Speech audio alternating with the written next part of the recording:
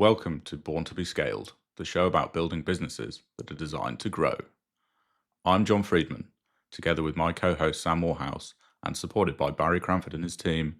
We speak with founders, builders, and investors about what it really takes to scale a company. Sam and I started our careers together on the grad program at Morgan Stanley, and after 20 years in finance technology, now both run our own businesses. In each episode, we unpack the real lessons behind scaling companies. Thanks everyone for joining us. Let's just go straight to Matt and ask you to introduce yourself and tell us a little bit about your career. We'll talk about Hyperjar throughout the hour, but why don't you start just by telling us a little bit about how you got there, like how your career panned out? Yeah, sure. So a brief summary, we can delve into any of the areas later on if you like. I studied electrical engineering as an undergrad in Canada. My career started out designing circuit boards in the telecom industry during the dot-com era. Companies like Lucent, Cisco, Alcatel, making like big network switches. I then did an MBA, and that moved me into investment banking, which brought me to London. That's where I met John. So I was at Morgan Stanley, and I was within fixed income working on a product called supply chain finance. And that original idea, the supply chain finance product led to the inspiration for Hyperjar. So in between Morgan Stanley and Hyperjar, I did a few things, but then had this idea, which led to Hyperjar, which is this fintech startup, which you've alluded to. It's a consumer fintech app that then sort of grew beyond what I ever imagined. It then has delved from a B2C into a B2B. It was about maybe 8 years ago we started. I've since stepped back. In that time, I've written a book about personal finance because the app was really about trying to help people to spend better and not get into debt. Because I have a real, passion about bad debt and good debt. So again, that's a real whirlwind summary of my career. So engineering, investment banking, entrepreneurship, and consumer, B2B, a lot of different areas. Tell us about that MBA. What was the thing that convinced you to move from network hardware, building out networks, into like training to the business space? Was there like a career plan that you had that you wanted to kick off? The MBA was definitely hugely transformational in my career. So I'd say I didn't really enjoy engineering. I'm a bit of a nerd at heart for sure, but I worked for a startup in Boston, and the startup, it was really exciting. I didn't love my job, my day-to-day job designing circuits, but I loved the excitement of trying to grow the business, of trying to raise funding, of trying to find new customers, of trying to innovate on the product side. So I wanted to try and switch within the startup. With a startup, you have to be very focused on your job, and you can't really, it's not like a big company like do a rotation within this area. It's like, no, you got to do your job because every hour is critical. So then I had an older brother who did an MBA. He said, hey, try an MBA. It's a good way to career switch. So I did that, but not knowing what I wanted to do. So I thought I'll be a management consultant within the tech industry, something that seemed a bit logical for my current career. But when I got there, I went to NYU, and it's in the heart of, Manhattan. And right away, all the investment banking recruitment was very visible on campus. I wanted a job where I could make good money and not have to work crazy hours. And so investment banking, like M&A, was out of the question, whereas sales and trading was sort of pitched as that type of thing. So I just literally within the first 2 months was like, hey, this looks interesting. I'm going to try this. And then that sure enough led to an offer for a summer internship, and then led to a full-time offer. So it wasn't planned. So I knew I wanted to do something different from engineering, something business. I discovered that during my time at school. But that networking, meeting people, meeting professionals, meeting fellow classmates, that was critical for what I've done now. Like that network has been literally critical. And even the idea of entrepreneurship and of trying to come up with something, like I'd say the MBA inspired that side. I know it's always in me, but that inspired that side of me to be more confident, I would say. Yeah, that was the rationale behind the switch into finance in London. Do you think that there's something in the entrepreneurial mind, without gassing that up too much, which lends itself to making bold career decisions? Or is that just a coincidence? We speak to lots of entrepreneurs who have worked across big business, small business, enterprise, vendor side, came into financial services later in life, flipped from financial services to their own startup. What do you think is that about? Yeah, so for me, I always did well in school as like a good student, and I would say it wasn't a rule breaker, but I was like a quiet rule breaker. Like if something didn't make sense or didn't like something, I would sort of sneakily do what I wanted to do, or sneakily do what made sense to me. So I always had that bit of, a rebellious streak. But I would say when I was an engineer, I worked for large tech companies, I worked for start tech companies, I worked for large investment banks, I worked for like small private equity outfits. So I worked for big and small. And the one thing and I've seen this with other entrepreneurs, I get frustrated immediately with bureaucracy. So any kind of bureaucracy, any kind of politically motivated decision making, anything that doesn't make sense, I have trouble staying quiet and just going along with it. I struggle with it to the point where like I will quit a job or even get fired because I struggle to just, I guess, keep my mouth shut or just go along with something that doesn't make sense. So I always had this sort of struggle where I just couldn't really find satisfaction and something would be too big. I didn't feel like I could make any kind of change. The inertia was too large. So I've always had that my entire career. And when I did my startup, so I always had ideas. And I was too nervous to do a startup. And I had a mentor who sort of gave me the confidence. And without him, I wouldn't have done it. But he was like, hey, listen, I work with entrepreneurs. You have what it takes. You should do it. And I was like, you think I can do it? So him saying he think I could do it made me start it. But then once I started it, I would say I've never been happier. Through all the Wow. difficulty and all the stress and trying to raise money and almost going bankrupt, I had never been happier because I had this control to try and make something that made sense with a team that was, aligned with the thing that we cared about. And we were trying to build something that sort of we cared about. And I didn't even care if it succeeded in the end. I was like, I'm going to try. And that process of trying and trying to build something that had meaning was so rewarding and so much better than any of my jobs that I had.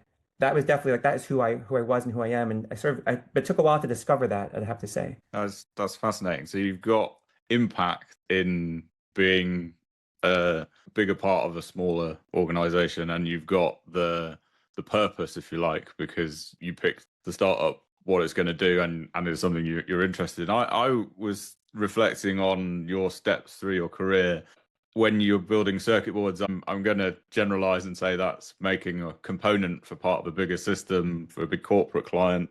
And then you go into banking and you're doing sales and trading with corporate counterparties. Then you end up on the direct to consumer products. Did the customer that you were selling to and the type of customer make a difference, or is that just coincidence? The original startup idea was a more of a B2B idea, so a B2B proposition, because that professionally, that's all I had ever done. Had never worked in the consumer space.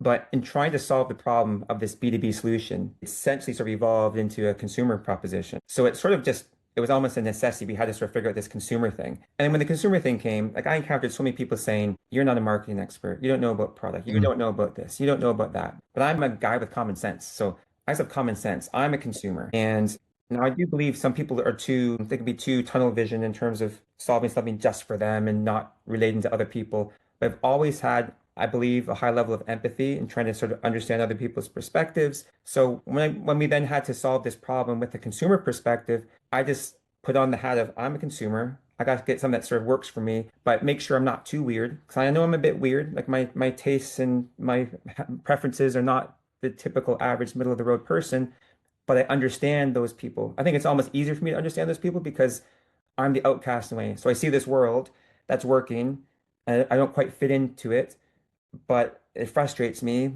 But because of that, I understand it. It's like, I don't want to be like that, but I understand it. So I felt like I could relate to the consumer and build something. And it turns out it was sort of true. So I built something that was wanted and in demand. But that was no professional training. That was no education. That was just common sense. And I think there's too much. One thing I learned with my startup is there are too many sort of experts who will say, like, you need an Mm. expert. It's like half the time you don't need an expert. You just need to sort of use your brain, have some other smart people around you, and just solve the problem from first principles. So I would say the consumer thing it just happened to be there, but I ended up loving it. I loved trying to solve the consumer problem because reach down to an individual person, helping them. And then if you can have that solution help lots of people, like it's so satisfying. So I became addicted to trying to solve this broader consumer problem of basically people wasting their money, not able to try and build up savings, getting trapped into bad debts and like bad consumer debt solutions. Trying to solve that became something that I really loved to fix because I hated those problems. I liked when I could help people. And if I could build a tech solution that could sort of scale that, that just became, again, it just evolved into it, but it just became really fun. But again, it wasn't planned. It just sort of happened. That's something we hear not all the time, but certainly often, in that people go into an entrepreneurship mode and they have a plan, and then real world collides with their plan. You mentioned experts. Like, an expert's going to tell you how they solved a problem before. A big part of setting up a startup is trying to solve a problem that hasn't been solved before. That's where the opportunity comes from, and keeping that open mind to see when this market opportunity opens up in front of you, go for it. Absolutely. Yeah. Yeah, I think that there's this like thing that switches in your brain when you move from corporate to entrepreneurship, which is that this idea of you aren't a marketer, so you shouldn't do marketing. You aren't a product person, so you shouldn't do product is kind of nonsense, right? It's kind of protectionism. I will admit to bristling a little bit when you said that you were sick of experts, because I think a lot of the Brits in the room will remember Michael Gove in the 2016 referendum saying that the British public is sick of experts. He led the Leave campaign, and look at where we are now.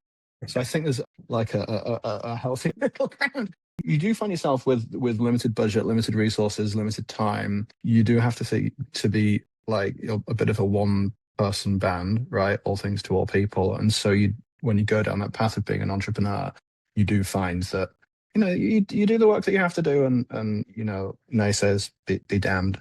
I do want to talk about Hyperjar, and I want to get us to there. But often when people have worked in large offices, large corporates, and then move into like founding a startup, it's because they were frustrated in their job, and it's something to like study an MBA and not enjoy bureaucracies and go and work for a company like Morgan Stanley. But like, what specifically was the point at which you realized that you couldn't achieve what you wanted to working for a big company?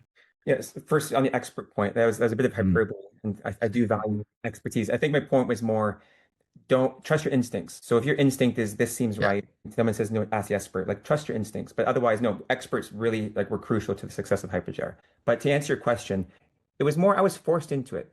So I was in a situation where after the credit crisis, Morgan Stanley disbanded the team I was working on. Another bank hired the team. I did not want to go with the team for various reasons. So I was sort of on my own, and eventually did some work for a smaller business, and then for like an asset manager, then for a small private equity outfit. With that small private equity outfit, a situation arose where I essentially wasn't getting paid, and it was going to get paid eventually, but that kept on going longer and longer.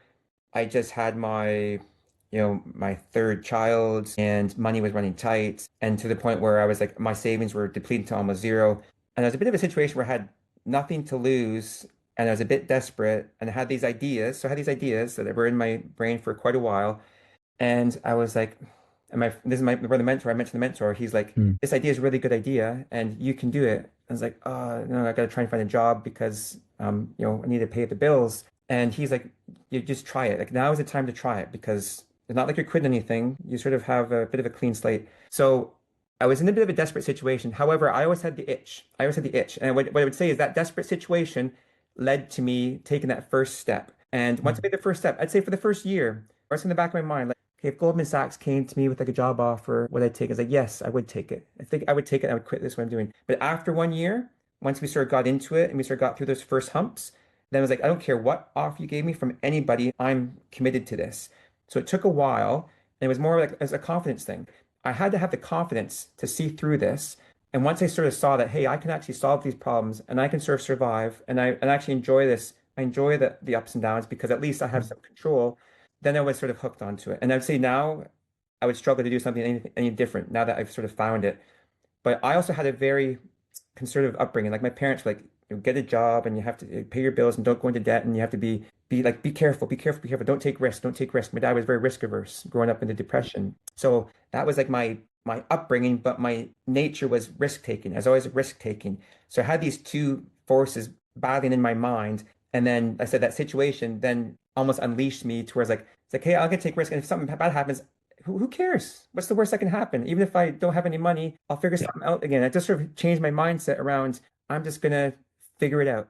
And then once I accepted that and had this like, I'll figure it out. Whatever it is, I may be broke, but I'm gonna figure it out. Then like life changed for me. So it was a process.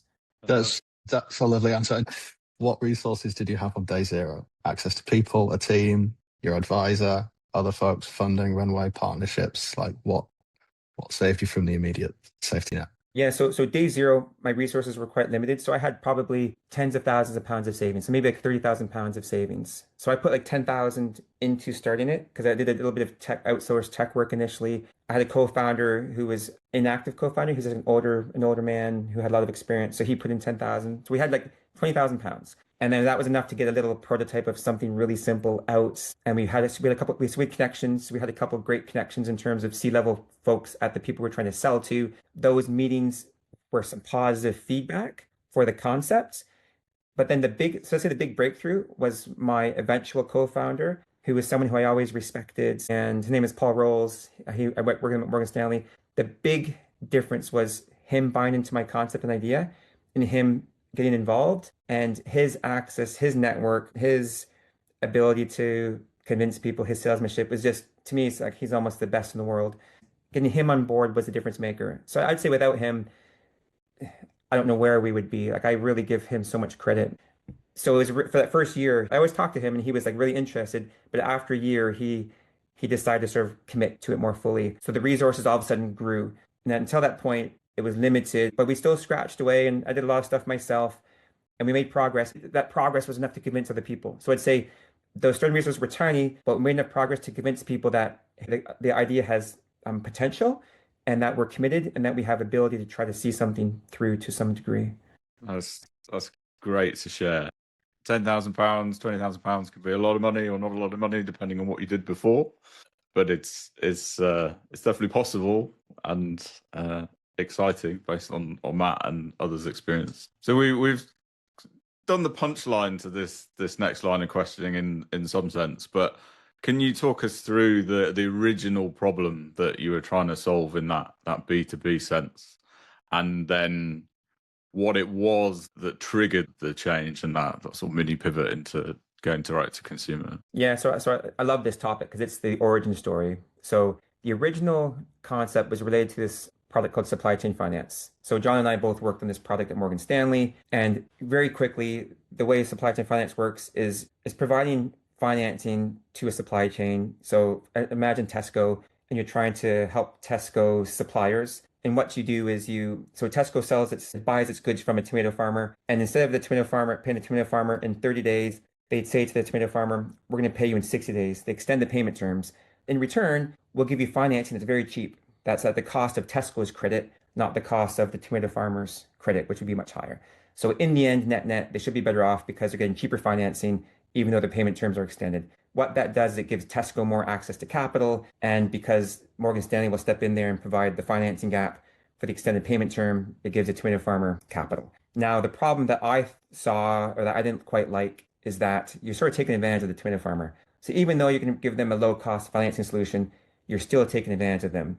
Because if you don't accept Tesco's payment terms, Tesco says, okay, that's fine. I'll go buy tomatoes from someone else. So Tesco has a massive amount of leverage, and I just didn't think that was right. So just morally and ethically, I just didn't quite agree with the overall concept. And it always bugged me. So it always bugged me. This product was based on sort of taking advantage of this powerful supply chain leverage. So my idea was, let's try to eliminate this concept of extended payment terms to small suppliers. However, at the time, there was an issue with savers, people like us, trying to put money in a savings account earning 0% interest. This was pre-cost of living crisis. So if you didn't want to invest in equity markets, which were volatile, if you had some savings, you didn't really have many options. It was really difficult. So I thought, well, what if we could get people who have some savings, maybe have $3,000 sitting around, $2,000, $1,000.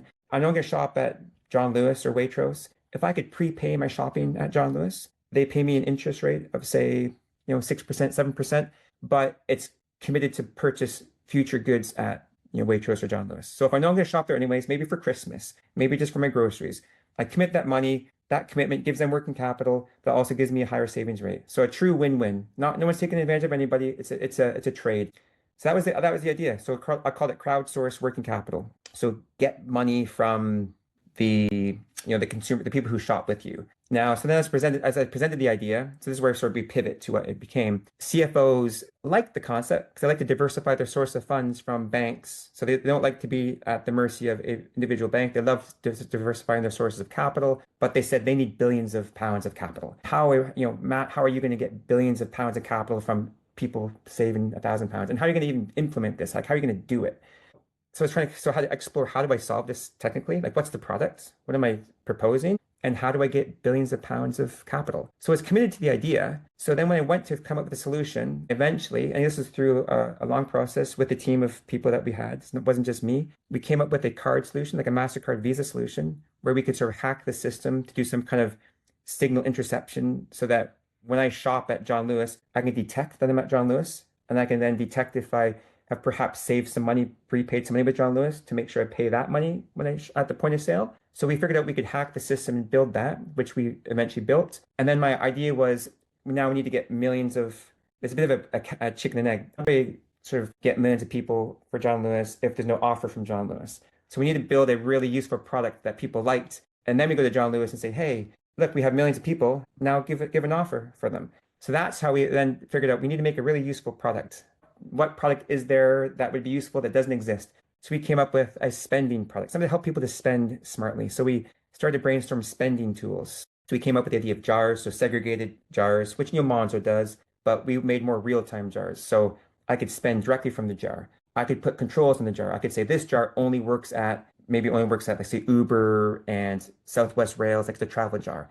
This jar only works at McDonald's and Burger King, like for fast food, because the other thing we came up with was sharing jars. So I could share a jar with my children and it only works at Uber. So this becomes emergency travel money. So I have a jar, I share it with them, I restrict it to Uber. So we built all that technology because the underlying technology to detect if I've prepaid at the shop was sort of reliant on this. So then, and then the real breakthrough though was when we thought, okay, well, if I'm sharing money, I'm a father, it'd be useful to share it with my kids. So then we thought, let's just share it with their kids. Well, how would that look? How would they have a product? And we sort of came up with the idea of the app for the children, and the children could have their own card. And then once we did that, because we could do it for free, because we had a business model around it, not just like a GoHenry where you have to pay, then it took off. So then next, we had a child product. Meanwhile, I was trying to do a supply chain finance sort of hack, but we had a kids card. So this sort of original idea became a kids card, and then the original idea almost fell away, and this became a kids card and became the spending app, and it was like a real pivot. Yeah, I remember. So we have a son. He's now 8. So at some point, let's say about 6 years ago, I remember seeing a lot of stuff on LinkedIn and in the press about Hyperjar, and it's like, this is a solution to a problem that I will have when my kid gets older. I think that's another example for me of lived experience, if you like. Say, I know you also have children. It's like, I want to solve this problem because the jars, and I can swipe in John Lewis versus McDonald's and the money comes from different places. That definitely appeals to a small subset of people who like to be very organized, but it's quite hard to explain. But we can set this up so your kids can spend on a taxi if they need to, but not on McDonald's. That's a nice message and an easy one. That's great. Exactly. Yeah. All told me that the Hyperjar staff have a shared jar from which funds can only be spent in the pubs on the road where the office is. Exactly. Which is kind of it's like a really nice way of explaining to a grown-up why and how the thing is useful. No, exactly. Like it's hyper pub, and exactly. So if you want to do after work drinks, is to encourage the social aspect of the company. And then often, like Paul, he's very generous. He'll fund the jar, and anyone can spend from it. And as you say, it becomes for social, for organizing social outings amongst friends, for flatmates sharing bills. Like so many situations where you want to share money and not have to ask for someone to pay you back. You pre-fund it versus post-fund it, and that's sort of the concept. How did you get from the idea of consumer funding the places where they shop and in return getting, how did you go from there, which is kind of, that was like a moral step, if you can, through regulation, through growing a new kind of consumer financial product in the UK market, through to the success that Hyperjar's enjoyed now? How on earth do you grow that? Yeah, so a lot of it was so linear. You'd sort of go to do something and someone say, hey, you have to first do this. So early on, I got in touch with the FCA. So early on, they had this idea of a sandbox because the first thing I was trying to test was this prepay concept. If I earn value on my prepayment, is that considered interest, for example? Like if I put in £1,000 and it grows to 1,050, is that 50 interest or not? So I was trying to explore all these things to understand the tax consequences. I was also trying to understand, because I'm a fixed income person, I want to try and eliminate credit risk. So if I prepay, what if the shop goes bankrupt? So I wanted to make more of a bankruptcy remote facility. And again, because I had experience there, we eventually figured that out in a way which I think is quite clever, but it was a lot of iteration. So because I was trying to solve a perfect solution for the consumer, because a gift card has credit risk, because like we could be like the perfect gift card, because this prepayment is like a gift card, because I can give it to other people, but ours will not have credit risk, for example. Ours will not have credit risk and it'll grow in value. So I was like, it'll be the world's greatest gift card. So I had all these ideas, but then to try to make it real, I'd have to sort of first make sure it doesn't violate this thing, because as you mentioned, for the consumer product and regulation, you have to be careful. That was a learning process. So I'd speak to a law firm and they'd say, okay, you have to be careful about this, this, and this. So then you sort of incorporate that into your design. So that just sort of evolved as it was necessary. And we had a very good ops person. His name is Chris Lowry, and he was really solid with experience, having worked at Visa and other companies. So a lot of it he already knew. So he's like, hey, guys, you haven't thought about this, and you have to make sure you do this. So he was almost like, me and Paul were like the children, and he was like the adult. And he was like, okay, get out of your playground, and now we got to go get into reality, and you got to make sure that you're not violating these regulations. So that process was on the sideline all the time. So we were very diligent, and we were quite mature. As I think for a startup, we were quite a very responsible and adult startup, where we had a lot of serious experienced bankers and those types, making sure that what we built was a solid foundation that could grow and scale. And it wasn't, we didn't too much of a build it, break it, okay, ask for, approval later. We didn't have that mindset, which maybe is why it took a bit longer to build than maybe to book. It's hard to say. I don't think the FCA is a big fan of asking later. Yeah, I think we always want to be on the right side of the FCA and the regulators. So we've been very careful from the start, and it's to work to our favor because we have I think we have a good relationship. Can you talk a little bit about the like technical underpinnings of Hyperjar? I was always really impressed to hear it's got such a sound technical kind of mechanical underpinnings. Talking about functional money and hypothecation. Tell us like why it was important to have a good technical model, and if you could, I think for kind of a partly technical audience at least, just delve into a little bit of the. Yeah, no, for sure. So again, Paul, I would say Paul has been critical to the architecture. Paul is like an artist when it comes to architecture. So he really cares about beautiful design in terms of like, he's a mathematician. So whenever he thought of even like the database, and when we had this idea of jars and permissions, like he thought from the architecture level, like it has to be coded like this. And that mindset was from the start. So we essentially built this sort of Java backend using AWS servers. And then we had to make a decision, because it's going to be an app. Do we do separate iOS and Android apps? Do we do some kind of React Native app? And so all those sort of different decisions were a bit secondary, but the core that I think has been a big benefit to us is that architecture of how do we sort of structure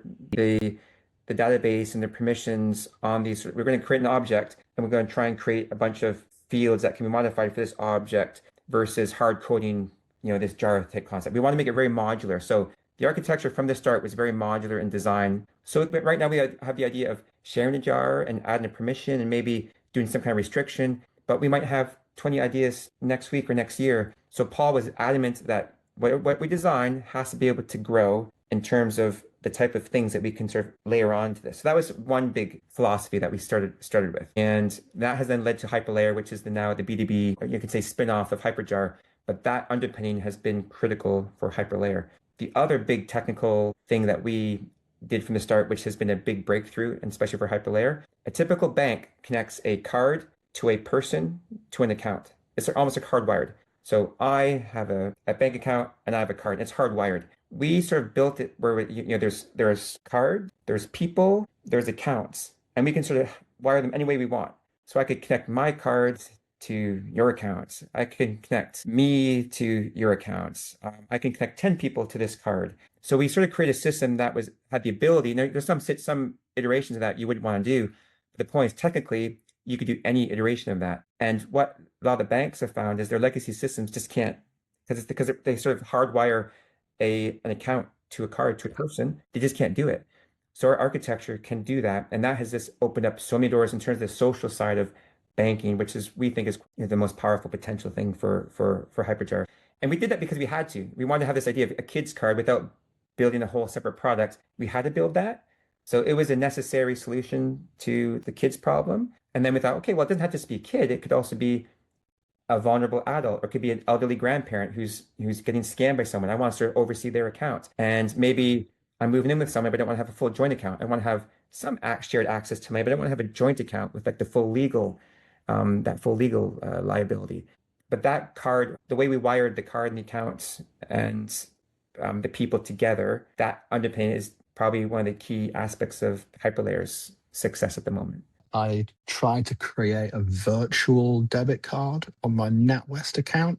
I've been a NatWest customer since I was, knee high to a grasshopper. It took a day. You know exactly why, right? Because there was some batch thing that ran overnight, and the virtual card thing couldn't run until reconciliation was done. And it was like Monzo's the app next door, and I had 4 of them at the door. 4 NatWest caught up. It's really like highlights how behind legacy banks are. Just tell us in a few words, what is functional money? Like, and how is it different from, I went down to the post office today and mailed a letter and it was £10 and I tapped my card. How does it affect us in everyday life? Yeah, so in a nutshell, functional money, it's the idea that you want to almost have rules around your money. So if you think about the idea of, when I think about my money, like really what is money about? Is trying to sort of live my life now and in the future. And to do that optimally, you will sort of want rules around it. So the idea of a functional money is the idea of being able to attach rules to money.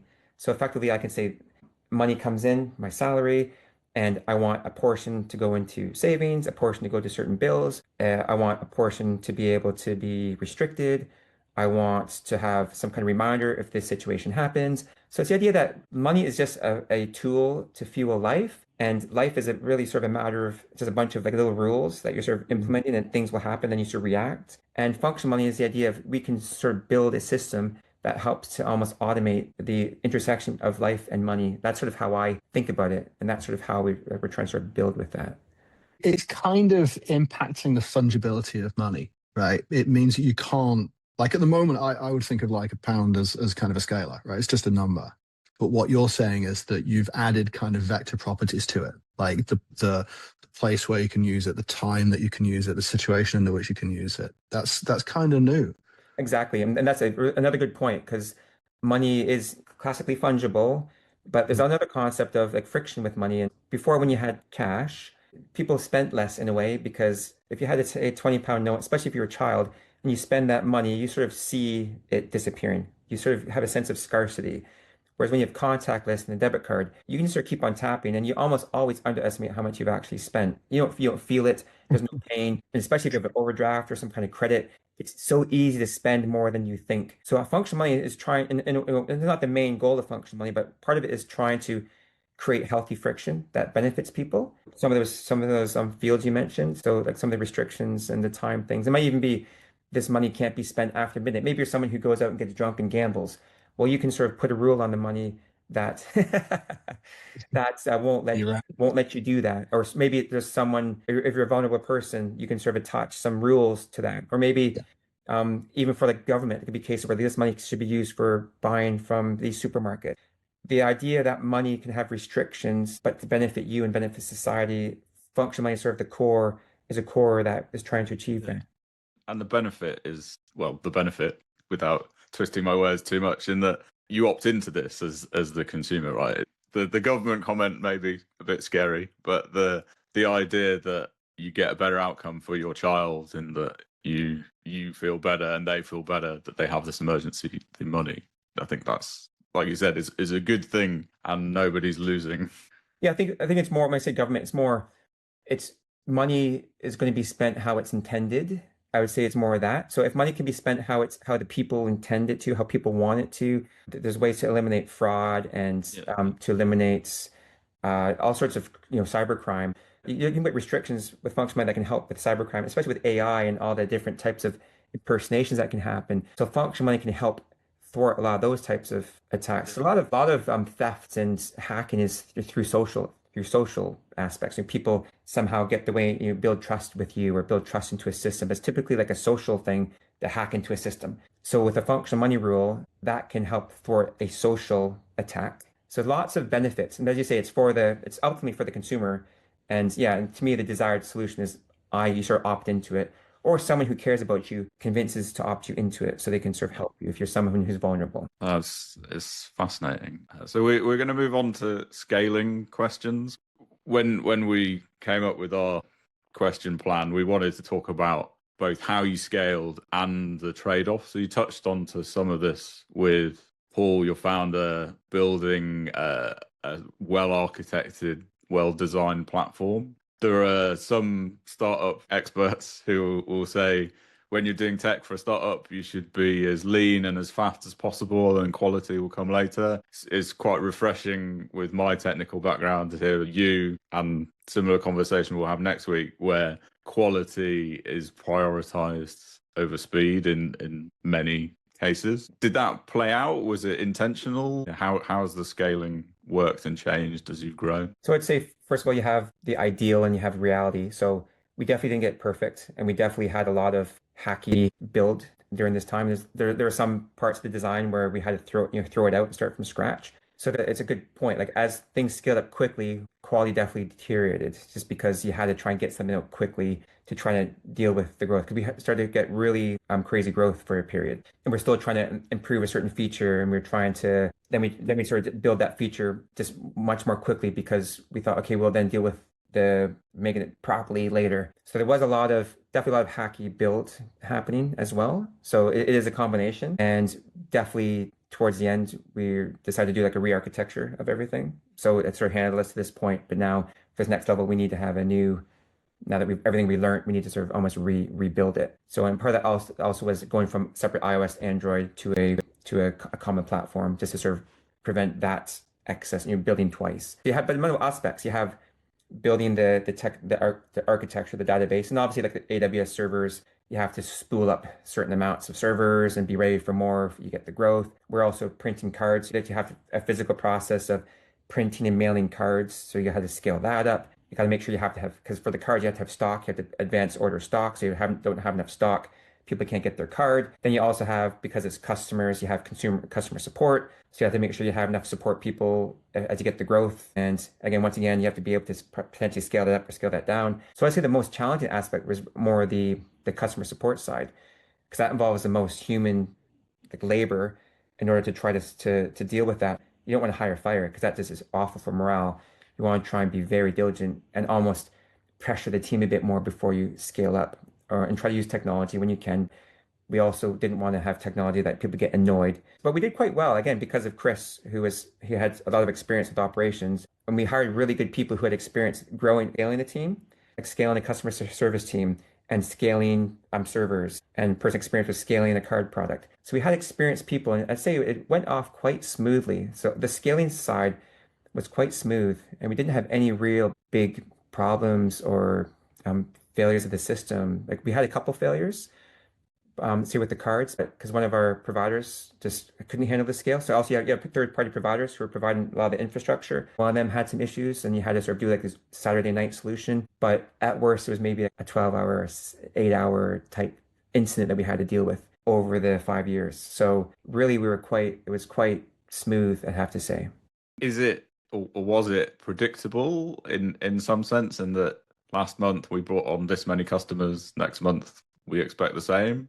Or were there a few moments that took you by surprise, like the kids card where, oh, now we've got 100 times as many customers? Yeah, so that's exactly how it was. So initially it was predictable as in nothing. So initially like just no one was signing up, or you'd maybe get 20 people or 15 people, and it'd be because of a lot of work on our side of trying to promote it. And it's almost like literally me talking to someone, they sign up. So it was very, very hard work. Yeah, real grind in the early days. But then there were a couple moments where we had this surprise explosive growth. Every time the surprise explosive growth happens, it created a new normal. So we then had a new inertia. So for example, Martin Lewis mentioned this once on television. He mentioned this once in the newsletter. So Martin Lewis was a big factor for us. And you can't buy Martin Lewis. He says things that he truly thinks are valuable for the consumer. So if you get a mention, it's a sincere mention. And because of that, he has a lot of credibility, and he has a lot of impact. So the Martin Lewis mentions had big impact. And each time that happens, and we also were mentioned on a television show once. It was really, and even Martin Lewis mentioned on his television show once. So sort of excited thing. And he sort of mentions Hyperjar. And we would get, the next day we get this big growth jump, but then the growth jump would happen for the next, say, 5 days. And then you create a new normal. And we got to a point where, and we were doing, then you sort of do a little bit of marketing support around it, maybe some Google ads, some Facebook ads. But then we're like, let's try to turn off the Google ads and Facebook ads, see what happens. And we found it didn't make much difference. We got to a point where we were having like 500 signups a day doing nothing. So every day, 500 new people signed up. And this was going on for months. And to this day, I don't quite understand it. It's like, tomorrow, another 500. Like, why not 1,000 today? Or why not, 4,000 on Sunday. It's every day 500, next day 500, tomorrow 500, today 500. It's just this constant stream of people would sign up. And it was quite amazing and quite exciting for us to watch and witness. And also Apple gave us App of the Day, and that created a big bump. And every time you get one of these sort of these sources with trust who does a bit of a recommendation in a way, you get a bump, but then you get that continuous.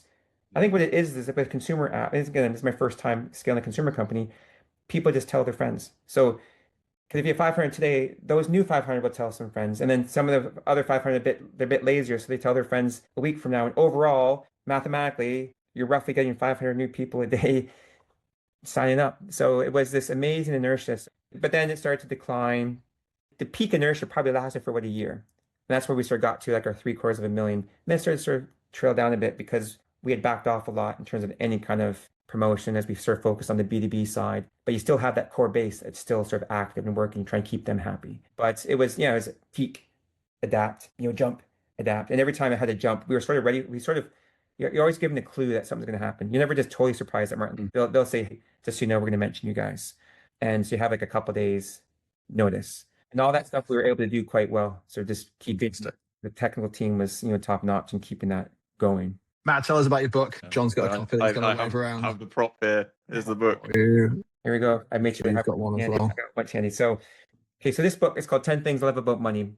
In a way, it's almost like the Bible of what I think the perfect Hyperjar product would look like if it was the concept.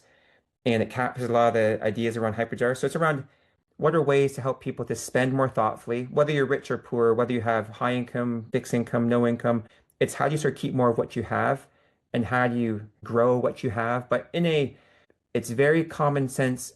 So when you read it, it's not like it's a shocking revelation, but it can often be a shocking revelation when you sort of reflect on your day-to-day life and what you're doing and exposing your habits to the point where you make a change that you will actually stick to.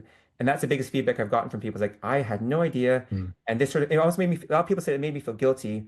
I don't want people feeling bad, but it made them feel guilty in a way where they're going to make a change that they sort of deep down knew they had to make, but they weren't quite making. But in the end, they're better off and they feel a bit happier. So the real concept I try to say in the book repeatedly is these changes don't really affect your quality of life. It doesn't really make life less fun, but you have more money afterwards. And it becomes easier and less stressful because you sort of have systems, you almost create rules and systems, but most importantly, that are adapted to you individually. So I try to get into the psychology of people so that this method may work for me, but it may not work for Barry or may not work for John. So I try to get into the fact that everyone's a bit different. And the book then tries to give some rules that will be more suited for each individual person. Mental friction, in a sense. So I've been reading it.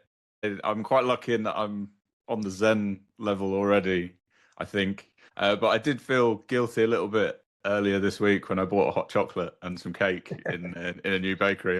This is definitely a out of pocket, out of normality spend.